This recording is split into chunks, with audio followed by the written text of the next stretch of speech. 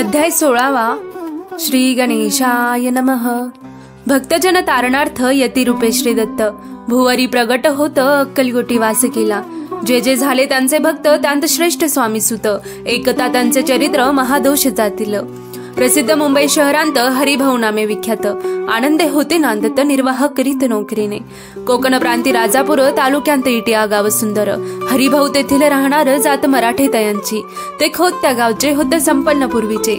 त्याच गावी तयांचे माता बंधू राहती। मुंबईत तयांचे मित्र ब्राह्मण उपनाव पंडित ते करिता व्यापार त्यांत तोटा आला तयांसी। एके समय पंडितांनी स्वामी कीर्ती ऐकिली कानी तेव्हा भाव धरोनी मनी नवस केला स्वामींते। जरी 8 दिवसांत मी होईन कर्जमुक्त तरी दर्शनात्वरित अक्कलकोटी येईन। हरिभाऊ आणि त्यांचे मित्र अफूचा व्यापार करिता त्यांत आपणा नुकसान सत्य येईल असे वाटले। त्यांनी काढिली एक युक्ती बोलावून पंडितांप्रती सर्व वर्तमान त्या सांगती। म्हणती काय करावे हे नुकसान भरावयासी द्रव्य नाही आम्हांपासी। फिर्याद होता अब्रुसी बट्टा लागेल आमुच्या। तेव्हा पंडित बोलले मलाही कर्ज काही झाले निघेल माझे दिवाळे यांत संशय असे ना। तुम्ही व्हावया कर्जमुक्ती यासी करावी युक्ती एक। तुमचा होऊन मी मालक लिहून देतो पेढीवरी। अफूचा भाव वाढला व्यापारांत नफा जाहाला हे सांगावया पंडिताला मारवाडी आला आनंदे।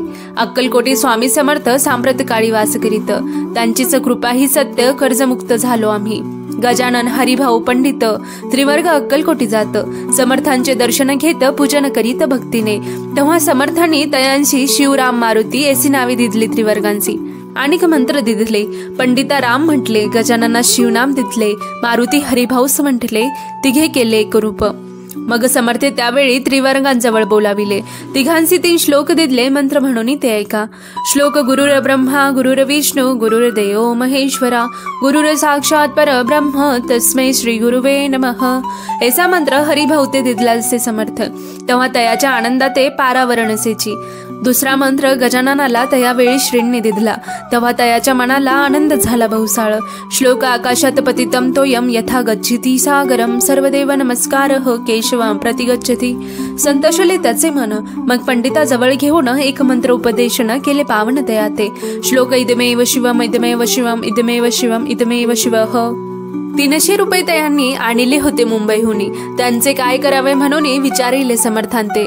ऐसा प्रश्न ऐकून समर्थ बोलले त्यांना कोणी त्यांच्या पादुका बनवून येथे आणावे सत्वर। काही दिवस गेल्यावरी त्रिवर्ग एके अवसरी उभे राहून जोडल्या करी आज्ञा मागती जावया। आज्ञा मिळता तयांसी आनंद आले मुंबईसे। हरिभाऊचे मानसी ध्यास लागला स्वामींचा।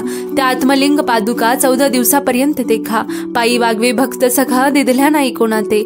हरिभाऊ एके दिनी समर्थ सानिध्य येऊनी दर्शन घेऊन श्रीचरणी मस्तक त्यांनी ठेविले। तो समर्थ त्यांप्रती घेऊन या मांडीवरती वरद हस्ते सत्वर्गती मस्तकी त्याचे ठेविले। म्हणती तू माझासी सुत झालासी आता निश्चित परिधान करी भगवे वस्त्र संसार देई सोडोनी। मग छाटी कफनी झोडी समर्थ तयांसी दिधली ती घेऊन तयावळी परिधान केली सत्वर।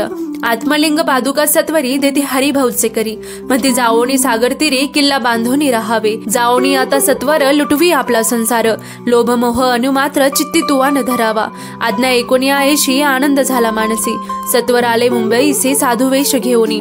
असो हरिभाऊने काय केले ब्राह्मणांसी बोलाविले संकल्प करोनी ठेविले तुळशीपत्र घरावरी। हरिभाऊ घर लुटविता तारा नामे त्यांची कांता ती करी बहुता कांता घेत उर बडवणी। विनविती जोडोनी कर अद्यापी स्वस्थ करा अंतर आपला हा विचार सोडोनी द्यावा प्राणप्रिया। अशी तियेची उत्तरे ऐकून या स्वामी कुमरे समाधान बहुत प्रकारे करीत असे तियेचे। स्त्रियेच्या अंगावरी अलंकार तेही लुटविले समग्र तिये दिदले शुभ्र वस्त्र परिधान करावया। आत्मलिंग समर्थे स्वामी सुता ते दिदले होते त्या पादुका स्वहस्ते मठा माझी स्थापिल्या। कामाटीपुरांत त्या समयी मठ स्थापिला असे पाही हरिभाऊ होऊन गोसावी मठा माझी राहिले। इति श्री स्वामी चरित्र सारामृत नाना प्राकृत कथा समंत सदा भाविक भक्त परिसोत षोडशोध्याय गोडहा। श्रीरस्तु शुभम भवतु। श्री स्वामी समर्थ।